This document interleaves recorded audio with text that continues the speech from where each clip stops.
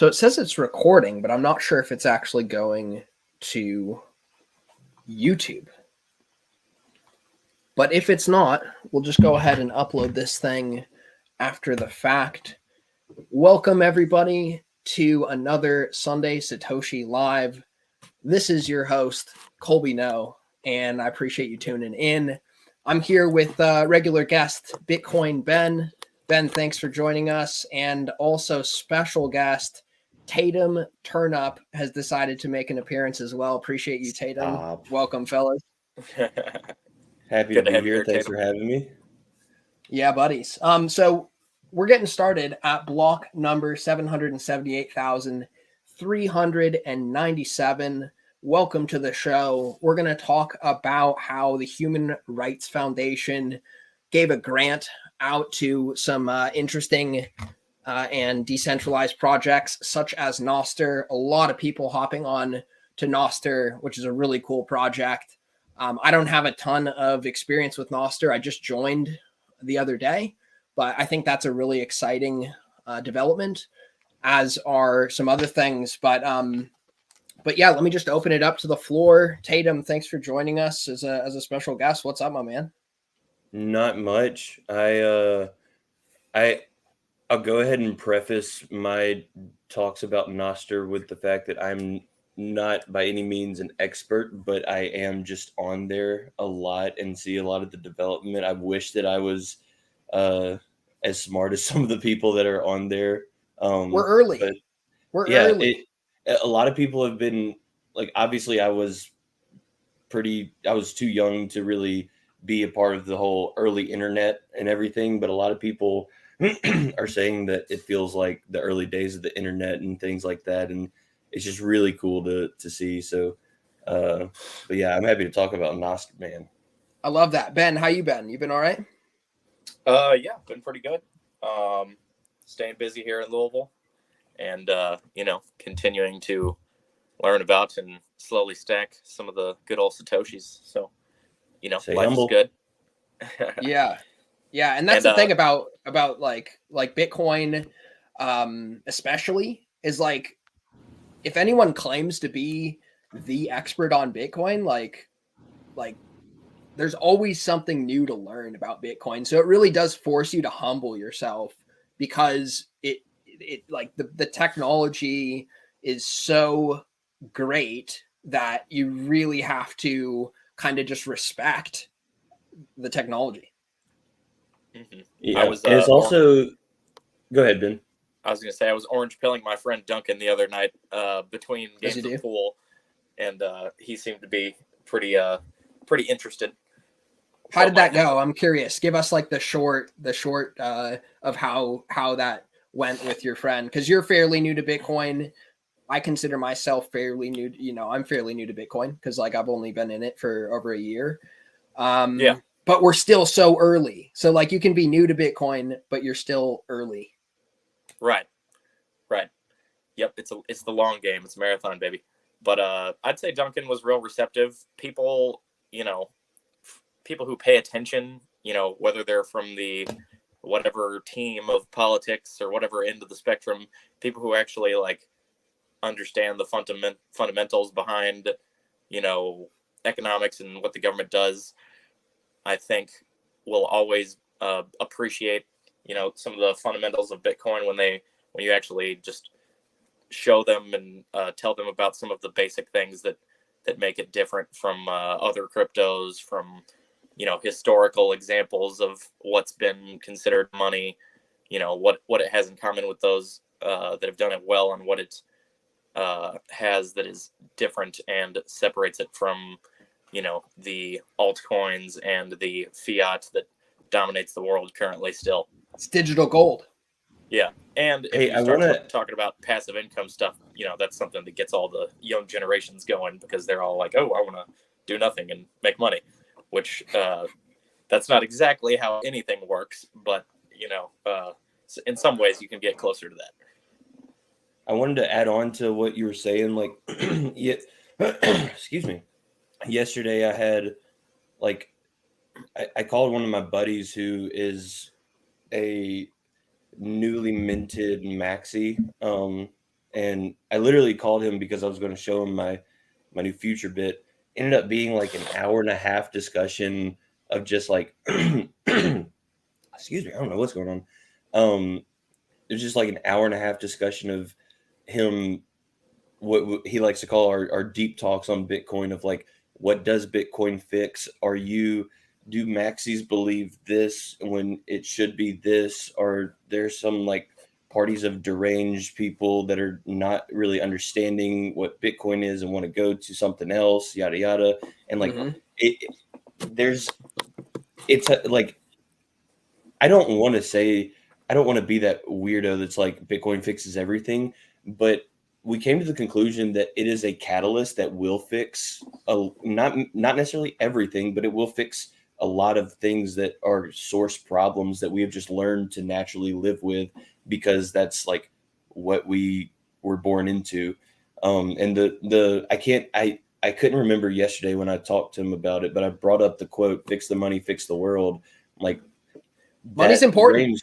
It's true. Like if you fix the money, that fixes a lot of the problems that are keeping everyone down, griping against each other, and just it touches everything, in my opinion. Hugely. And I couldn't agree more, whether it's problems with censorship, like we're going to discuss with decentralized social media, censorship, politics, people fighting over resources, and you're either on team red or team blue, or team, this or team that. A lot of that is fixed by us just realizing that the money itself is corrupt in fiat terms. And, you've got the Cantillon effect of the fact that it's just too much power to trust a small group of people to print all the money that they want in central banking. And really, we're not having that serious of a discussion outside of Bitcoin. There's not a very serious discussion about central banking rather happening. Yeah, and if there's zero solutions offered other than like reverting to the gold standard or something in the past. Exactly right. So Tatum, I wanted to give a shout out to your show, and also your hat. Show the people your hat, and let's talk about Between Two ASICs for a second. Tatum's got a super cool show. How many episodes in are you? 7 episodes or? Yeah, 7. Episode 7 came out last Thursday, and I have got to hold my tongue. The hardest part of this is holding my tongue, because like I actually, and I will say this, I have a State of the Union coming out next week to kind of go over some things. But like, when I started this, I didn't think anyone was going to watch or care or anything. And I ended up like, and by no means am I like a viral sensation or anything like that, but like, just more people than I thought have tuned in and left me comments and are actually hilarious. Yeah. The whole goal is like, I'll give you the IMDb of my idea of what it is and how it came to be. But like, we all listen to podcasts, like, or at least we say we do. There's a podcast everywhere.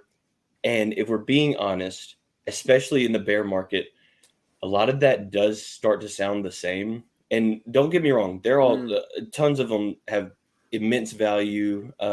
Investors podcasts, What Bitcoin Did. But I was like, I want to make something different that kind of just like sprinkles a little, something else. And so I was like, I'm gonna make a comedy talk show based off of Between Two Ferns. And so I did Between Two ASICs. So I'm enjoying it. I'm literally living the dream. I love that, and shout out to Carl as well for helping put it together. He does a great job. Look, Carl came in hot. Just like the funny thing about it is that I didn't ask him ahead of time if he wanted to like be a part of this, but like we knew each other, and I was like talking to him because we were kind of close. I was like, hey, I uploaded this unlisted on YouTube. You want to watch it and like give me some feedback? This is the first episode. What I did not know is that he took it, downloaded it, and just like threw edits all over the place and made it. And I was like, this is like everything that I thought it was missing, he did. So now he's my manager and I don't pay him. So Nice. no, we both don't get paid. Before we talk about Nostr and whatnot, can you speak? You were on the Geyser podcast recently. Mm-hmm. And what's your experience been with that as far as like crowdfunding projects like Between Two ASICs? It's really cool. Matter of fact, I was up at Edinburgh, Scotland, of all places in the world. Yeah. And it was my first Bitcoin conference. And it was funny because they put the picture of you. You were like, hey, I know him.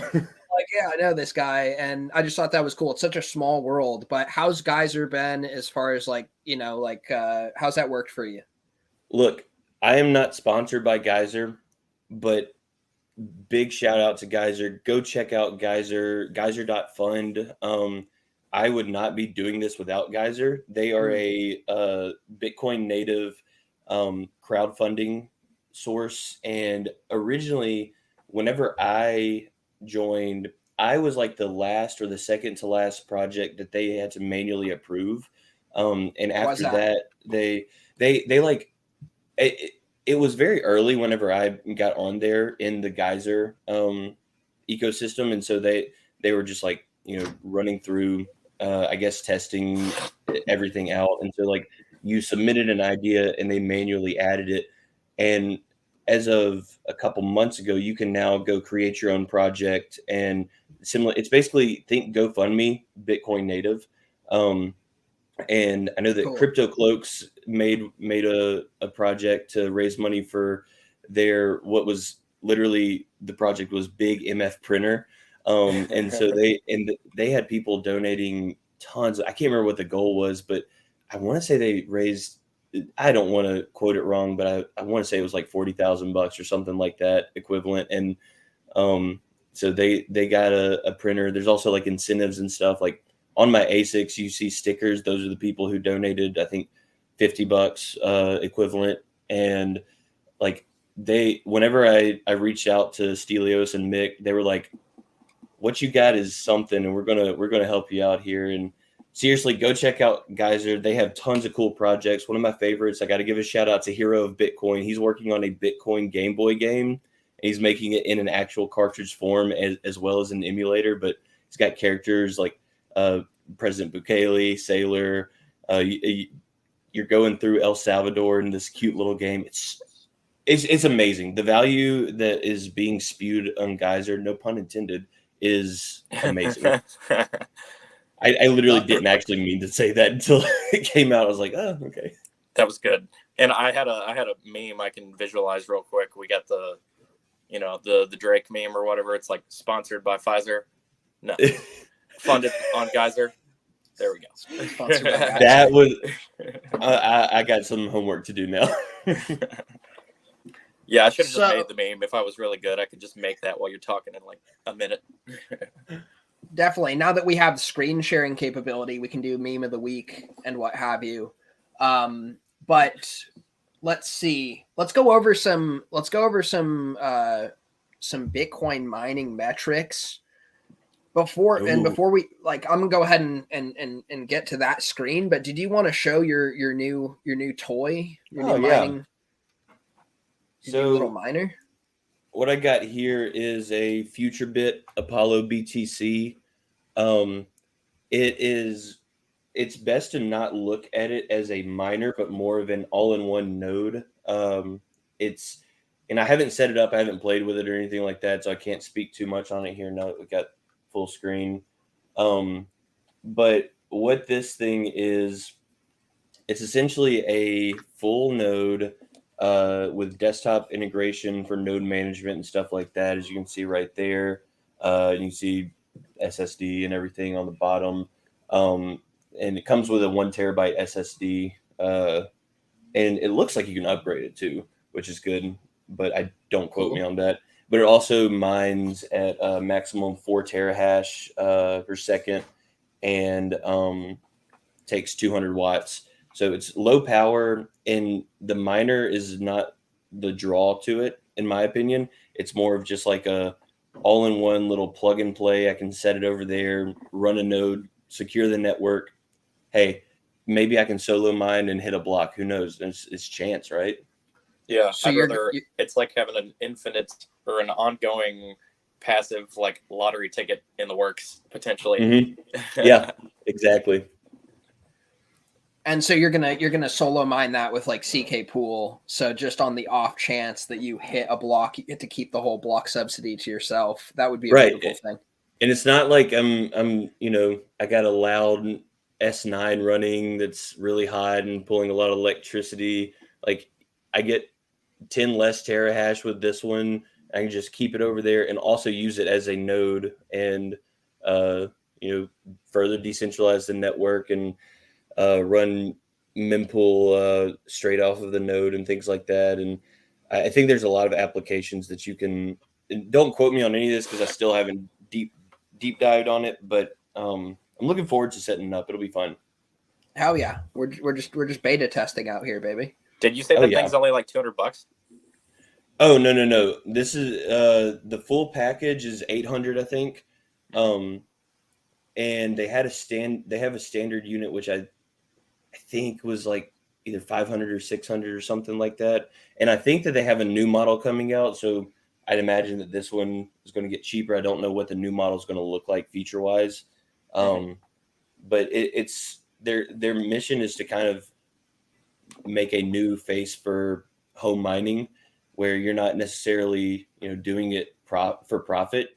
You can still do that, not necessarily with a future bit, but it's just like decentralizing the hash rate. If anything, like if everyone ends up running a future bit or something, like especially on like a solo pool, like you're going to decentralize that hash rate and squeeze down Foundry and Ant pool and F2 pool and hopefully get back to the old days where it's a fight for the hash.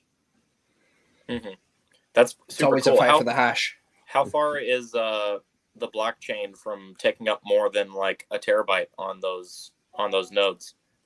So it is currently, I want to say, a little over 500 gigs, and that's after 14 years. But also with Taproot, and especially with the ordinals inscriptions recently, the blocks have been starting to get a little bigger.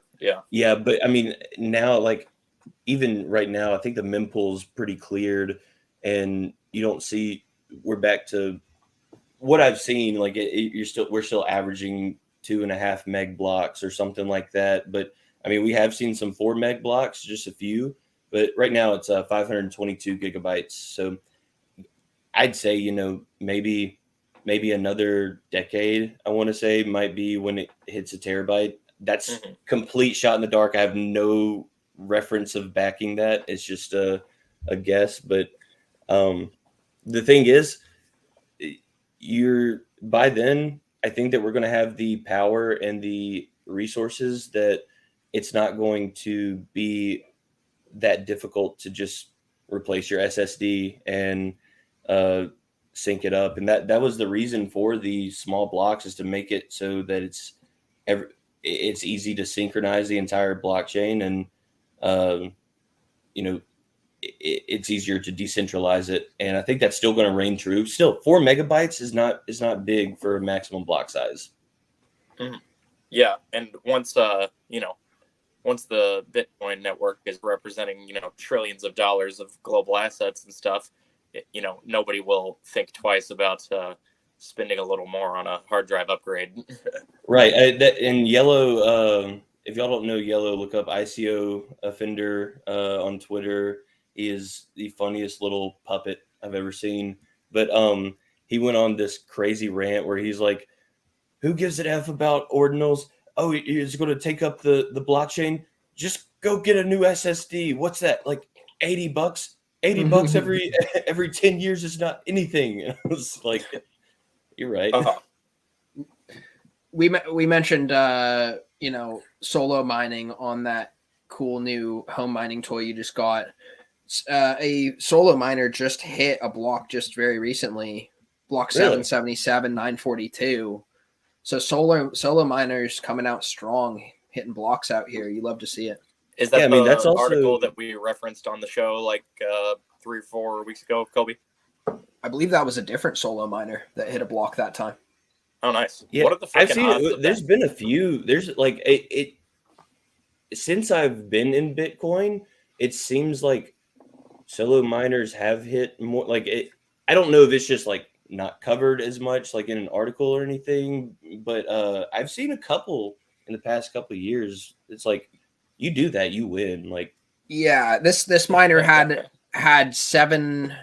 just over 700 terahash online, and quoting the CK pool developer, Dr. Konkolovas, a miner of this size would find a block on average every 7 years, assuming no difficulty adjustment upwards. So it's just an amazing thing. And as miners become less, like you could argue, as miners become less efficient, it makes more sense to roll the dice, take your chance, and try to hit a block. It's a fun game that we play. I really want to get one of those future bits now. That sounds like a super cool, thing to have around, one to secure the network and create yourself as a node, decentralizing on both factors, but, then also like forcing you to, just go all in on owning your own mining operation. I feel like that's when you'll become closest to, learning everything and, acquiring as much information and knowledge about Bitcoin as possible. So I wanted to mention also we had a difficulty adjustment yesterday. Let's talk about that, fellas, and then let's use like the last few minutes to discuss Nostr. Let's see if I can share my screen real quick. also, Colby, if Ben needs to leave and you still want to go with me, I got plenty of time. Just FYI. Yes. Cool. Way cool, Ben. If you need to bounce, let me know. I'm good for at least 10 minutes. Cool. So zooming in here on let's see. Let's look at the difficulty. Where are we at? How do we read that?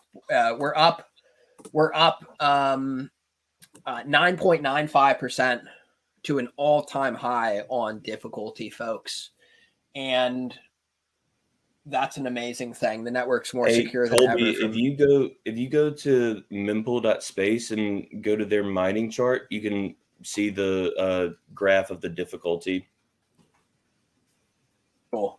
Yeah, I have dark mode on, so it's kind of hard to see it on Brains. Let's go over here. You've never led me. You've never led me the wrong way, Tatum. So let's see here. I'll just follow your lead over here. So mempool.space, is this it? No. Yeah. Go to the hammer right there next to your arrow. Hammer time.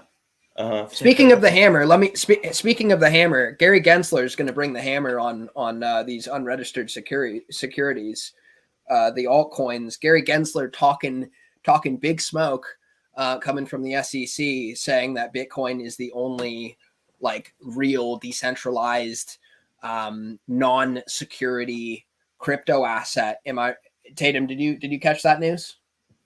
I've heard some talk about it. By the way, if you press view more on that graph at the bottom right there. View more. Yeah. Sweet. I mean, I've been hearing that, hearing the Gensler news and stuff like that, and it sounds like he understands, which is good. And I think that this is good for like retail quote unquote investors, because I mean, investing is subjective in my opinion. I am not investing in Bitcoin as capital gains or anything like that. I'm investing in Bitcoin as the savior for the monetary system. And it's not like I'm pulling out any fiat money or anything like that. So I think it's good that, I think this is a consolidation of focus into Bitcoin, in my opinion. is there going to be some pain with that? Yes, but I think this is a good clarity on what is decentralization, what are decentralized protocols, and by that I mean decentralized in name only, and what are unregistered securities. I mean, he basically said, he's like, if they've got a website, they've got, a leadership group, these are unregistered securities, and a lot of these, basically all the alts, are kind of hiding behind sophisticated legal offshore framework. But the regulators seem to have had enough, and he's been very clear. I mean, if you listen to his lectures at MIT, he's always kind of sung the same tune of like, Bitcoin is property, it's not a security. And I'd recommend like listening to like Michael Saylor comment on that. From a Wall Street perspective, it's kind of a big deal when regulators step in and start classifying things as securities. Saylor's explanation of I think it was after FTX. Hold on, if y'all say anything, I just accidentally unplugged my headphones. But I think it was after FTX where he explained basically like how you can artificially inflate a token by creating it and then selling it at a certain capacity to evaluate it. It's like, that's what's happening. You don't do that with Bitcoin. There's no pre-mine. There's no early mints or anything like that. Like it is what it is, and it has been for 14 years. Absolutely. It's so exceptional. So looking at this difficulty adjustment, gentlemen, I'm going to zoom out a little bit, as it's always good to do with Bitcoin, and look at this hash rate, like all-time highs. It's just something to behold. Massive, nearly 10% difficulty adjustment upwards. That puts hash price where at about 7 cents. So it knocked us from about 8 cents down to back to about 7 cents. It's just spectacular, something to behold. You do love to see it. I mean, the miners love to see like, the miners love to see the hash price going up. It's been tough. It's been tough. Right, but here for the long game. Anyways, one last comment, on that SEC regulator guy's comments. I think that's one really cool thing that a lot of the Wall Street financial sector boomer people, that's like a kind of like a piece of news that a lot of them will see, even if it exists all over the internet and a million other places you can find. That's something that will be loud and clear to them, to some of them that might not understand the difference between Bitcoin and all these other decentralized and name onlys. We could call them dinos. I like that. Versus Bitcoin. Bitcoin's already regulated as property. Bitcoin's already regulated as property, and that's something that a lot of people don't seem to understand. What I think is crazy to think about is that, like, I regulate Bitcoin in the fact that, like, on my desk over there, I have a computer the size of a credit card that is making sure that every 10 minutes, it's auditing the entirety of the past 14 years of financial transactions that have happened. So, like, I'm regulating it, and anyone else who is doing that and is very capable of doing it is also regulating it, in the sense of thinking of it. And some people will say, like, okay, but like, do you know that it is like, are you actively? No, I'm not going every 10 minutes. I'm not going to check all the code that's being run and looking at everything to see, what's coming in and everything like that. But the fact that I can is huge, because you're not doing that with the fiat, with the current monetary system. Can you? No, you can't. But I can. The government isn't even checking on it. Right. I mean, like, the fact that it is so easy for you to do if you have the right resources of just like understanding if you put your mind to it, you can do it. It's not, you're not going to do it every 10 minutes. That's why, that's part of the protocol. But like, don't trust, verify is something that is very powerful, that you can't say for the current central banking system. Right. Love that. Absolutely. It's far superior money technology. It works for the people that hold it, not just the people that control it in a pyramid scheme type of way. The fiat system's just, it's so inefficient and it doesn't work well for people. Love that, Ben. Love that. Got you a little cold card over there. Yeah, you can audit the entire money supply of Bitcoin with a simple command prompt. You can't do that with fiat. You can't even do that with gold. That said, let's jump into Nostr. We're now moving into technology that is also decentralized. It's long overdue with all the censorship and the social media. I think people are pretty burnt out on social media companies censoring people and always pushing their own agenda. The fact is that anytime you have centralization within an organization, it's going to be used for self-interest. So it's really refreshing to see that technology is being developed such that it's decentralized. No one controls it. Similar to Bitcoin, where there is no CEO of Bitcoin, and you can't censor Bitcoin. Even people you don't like can use Bitcoin, and that's actually a feature, not a bug. So it's nice to see that same type of ethos translate to technology like social media. Shout out Nostr. Tatum, you've got a bit more experience with that. Ben, I don't think you're on there yet, but I think it'd be really cool to look into that. Yeah, I'll probably be on there by next week with a little experience. Yeah, I just got on there the other day. Nice. Yeah, I feel like Nostr's coming in at the perfect time, because on the heel of months, all these Twitter files of us learning how, all the big tech U.S.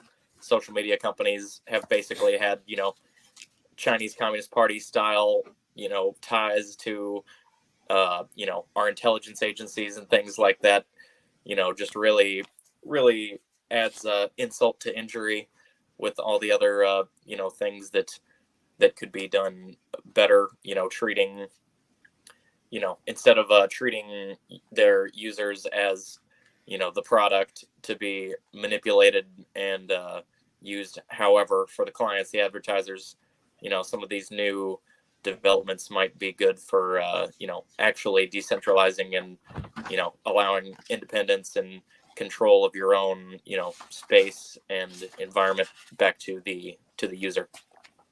Power to the people. Yep. Yeah, it's really huge. Honestly, like because there's been attempts to make replacements for social media that's censorship resistant, and there's always been holdups. Like I remember there was so Mastodon is probably what I've heard is the closest thing that we've gotten to. I tried joining Mastodon, did not get too far. It was a little confusing for me. And there's also on the Nostr GitHub, there's a Mastodon versus Nostr, the problems that Mastodon has that Nostr solves if you're interested in that. But there's also different social media platforms that were trying to emulate Twitter. The fact is, like, they still had the same root problem, which was centralization. And Nostr fully fixes that. It's not a single admin for an instance or an admin team or anything like that. Like, you get to decide what servers or relays see what you say, and everyone who's connected to those same relays in some sort of web will also see that regardless. Now, that's not to say that someone owning a relay can say like, no, I don't want this on there. Like you're deplatformed off my relay. Okay. They also wrote that to 10 other relays too. And no one is preventing that from going through. So it's still going to be seen, unless you're, just like connected to one single relay, which you don't do on Nostr.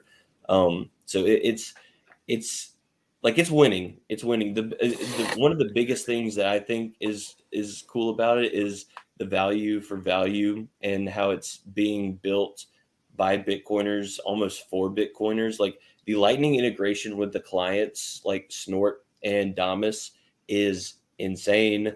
I have actually, I love saying this. I've made over 300,000 sats since I got on Nostr. Let's go. Just by being a dumbass is the thing. Like if you say it, like what I think is really cool to think about in regards to this, like Carla and Walker, the crypto couple, check them out on YouTube. Insanely educational, funny, and they like to say cringe videos as well. They posted a video on Nostr, and they received, the last time I checked, they received $50 a couple of hours after they posted it. Equivalent, sorry, I always want to bring that back to fiat terms to understand, but like that was just because people enjoyed it and were like, hey, here's a few sats, and they did it instantly, just like frictionless. And you can do that with anything. I've gotten over 300,000 sats, just over $70, because I post memes that people are like, I like that. I'm gonna send them a couple of sats, and that's cool. It's fun. It's awesome. Value for value. It's a life hack. That is cool. That's passive income. That's passive income. Memeing. So you mentioned Mastodon, and I read in this article by Bitcoin Magazine that a core differentiator between Nostr and something like Mastodon is that instead of using username owned by a server operator, each user utilizes public-private key pairs that handle the function instead. So you're building on relays. You're not being stored by a server operator, and it's not just your username. It's public-private key pairs that this technology is building on, which is pretty cool. Also, like with regard to other competitive centralized social media, and I kind of wonder how Elon Musk is feeling with the rise of Nostr after he just paid the biggest bag for Twitter. Interesting timing. What's interesting is that Jack Dorsey is one of the largest users on Nostr. Like he's over there, and it's cool to see that, especially with how people thought that Elon was going to do what he said he was going to do, or not said that he was going to do, and then it's all gone to shit, if we're being completely honest. And this will put pressure on him. Yeah, Jack Dorsey's just over there, like, slinging. He paid an invoice of mine because he could, and no one was saying he couldn't, and like his mind is in the right spot, and I think that we're also seeing what he wanted Twitter to be. And this is speculative. I'm not putting words in his mouth or anything, but I think we're seeing what he wanted Twitter to be. And he did say, I will say, he did say that he wanted Twitter to be more of a protocol. I think that's how he said it. But he's funding a lot of stuff as well with Nostr development, from my understanding.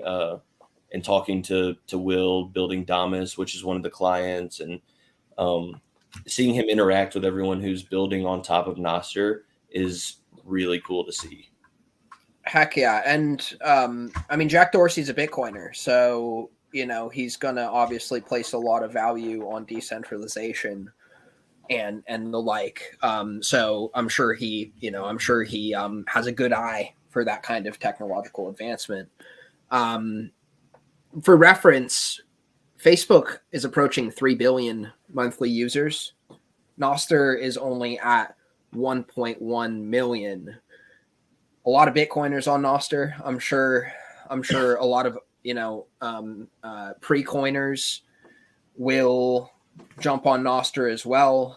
I've seen orange pilling happening live too, because there's been people who are on there who are not Bitcoiners that get looped into the crowd of like my friends and stuff like that, and they're zapping people sats. Like there's a girl on there who she always sends 814 sats, and she's like, I don't even know what Bitcoin is.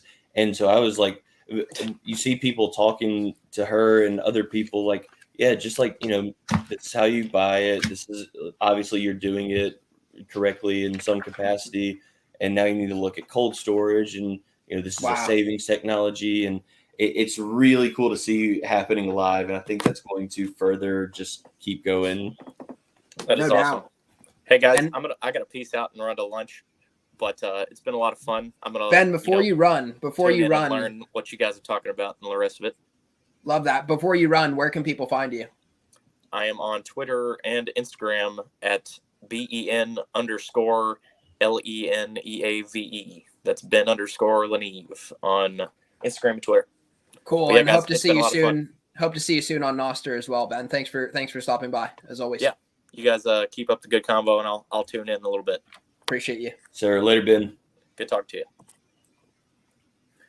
So Damus is on the Apple App Store. That's pretty cool. Yep, that's the only iOS client or iOS App Store client currently.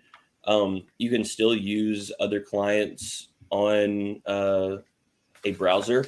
Like for instance, I have if you go to Safari, go to snort.social and save that as a bookmark on your home screen. It literally just looks like an app with a little ostrich, and you click it, it acts like an app. And on the Android side of things, I know people have been saying that iris.to and Amethyst, which is on Google Play. By the way, if you're listening to this, you have an Android, Damus is not on Google Play Store. There was a phony. I don't know if it's still there or not, but Will has come out and said like, hey, I'm not developing on Android. That's probably going to like steal your private key or something like that. And also, there's no tokens associated with Damus either, or Nostr. Thank God. Yeah, I mean, Fiat Jaff, I think, is the developer of Nostr. He's a Bitcoiner, and everyone who's building, at least the ones that I'm seeing, are Bitcoiners, and they are strict about this is going to be Bitcoin only. We're not releasing a token. It's a Bitcoin. We're just bettering the Bitcoin ecosystem. This is not built on Bitcoin, but we are using Bitcoin in conjunction because you can. I think that'll make it very anti-fragile to build it that way. And the Will that you're referring to, is that Will Kasserin? Mm-hmm. So he was a recipient of that Human Rights Foundation grant, 2 billion Satoshis. Quick math, that's what, 20 Bitcoin? Something. Yeah, because I think that's 20 Bitcoin worth of Satoshis, worth $475,000 fiat. From the Bitcoin Development Fund to 10 global projects, and he was a recipient of some of that, which is cool. I think, let's see, it was about $50,000 worth of Bitcoin went over to Will and the Nostr development. So that's awesome. Also, recipients were Kala, got $100,000 worth of Bitcoin, Africa Bitcoin Conference, Bitcoin for Fairness, Vasyl Dimov of who's Bitcoin Core developer, Lorben for work on Stratum V2, and some Bitcoin wallet security stuff, just all kinds of stuff, and Bitcoin Myanmar for financial freedom and education in Burma. It's just so cool how Bitcoin can be used to develop all kinds of stuff. and it's really inspiring a ton of creativity. It's just the way forward, and it gets me all excited to see this kind of creativity and new projects and things like Nostr. It's so refreshing because it's like we really need this type of technology to be strengthened and anti-fragile and decentralized, because the centralized systems are so fragile, they're corruptible. Like it's too much power for a small group of people to control what everyone else has to say. It's too much power for a small group of people to have control of the fiat printing press at the central banks. It's basically the same principle applied to social media. And one thing that I want to bring up about Nostr that I think is crazy, a lot of people say that censorship, is filtering misinformation. If you go to a censorship-free protocol or social media, like, you're going to get all this just like misinformation shoved down your throat. It's been nothing. Like, I have not had any agenda forced on me. I have not even seen hate speech. Like, previously we've seen files come out that literally factually prove that the algorithm for Facebook, and I want to say Twitter also, I'm not going to completely speak on that, but I know for a fact Facebook promotes things that have a lot of angry reactions on them. It's addictive. It's addictive. And it's supposed to face you against people and get your blood pressure up and get you upset. But like, without an algorithm and building the feed that you want to see on Nostr, I've seen nothing but just positivity and people having fun. People are sharing music. People are, talking about development. People are, sharing podcasts that they're listening to. They're sharing memes, tons of memes, absolute immense amounts of memes. And it's just like fun to conversate. And there's not, like I said, I want to make that explicitly clear. I have not had an agenda forced down my throat. I have not had anything that I've had to question, is this misinformation or not? Because like, there's nothing to be like, is that true or not? Like, it's just conversation happening. It's questions. It's awesome. Yeah. At the end of the day, you need to think for yourself, right? You need to be able to verify for yourself validity of information, listen to different viewpoints, and not have a fragile approach to one's thought process. I think it's important that you don't trust and you verify, and you have the ability to do that yourself. So it makes sense that decentralized technology would promote less fragile ways of socializing, and like, I'm here for it. I'm really excited to use Nostr more. I'll zap you. I'll give you a little zap. And yeah, I gotta refill my wallet because I've tried zapping a post and it was like insufficient balance. I was like, BS, and I was like, oh no, I've been zapping a little bit. Yeah. But you love to see it. You love to see Bitcoin bringing about this renaissance in the 21st century, which is really necessary because because of how technology can be used to promote freedom, but it can also be used for censorship and horrible things like that. So you love to see it. Bitcoin is the future, and it is bringing about a 21st century renaissance. And I recommend that people learn more about Bitcoin. That's what I'm here for. And in the words of the great Satoshi Nakamoto, you might want to get some just in case it catches on. You heard it here, folks. Tatum, I appreciate you coming on, my friend. Where people can find your YouTube? Do they just search Tatum Turnup, or what's the best way to find you? Tatum Turnup on YouTube. That's where I'm going to be posting between two ASICs. Also have different content forms coming out on my YouTube channel as well. So please go subscribe. You can still find me on Twitter. I'm not there as much, but Tatum Turn Up there. And it on my Twitter has my public key for my Nostr, or you can try searching Tatum Turn Up. Sometimes that works. If you search Tatum Turn Up on Nostr, and that's where I'm going to be most active, and I'll interact with you. I'll zap you some sats, but yeah, that's YouTube, kind of Twitter. A lot of Nostr is where you can find me. Also, if you're on Instagram and you see a guy with Tatum Turn Up with 2 P's or an underscore, that's not me. Tatum Turn Up is my only profile. I rarely use Instagram. I probably won't even see that you follow me, but just be wary of scammers, please. Absolutely. Tatum, I appreciate you coming through. Really appreciate it. Definitely, folks, check out Between Two Asics. It's hilarious. And it's been a good time. It's been a real pleasure, Tatum. Thanks for stopping by the Sunday Satoshi Live. Hope to do it again soon. Absolutely, man. I appreciate you. Appreciate you guys. Y'all take care. Stay humble. Stack sats. Learn more about Bitcoin. And I hope to see you on Nostr. Everybody take care. Have a good Sunday. Peace.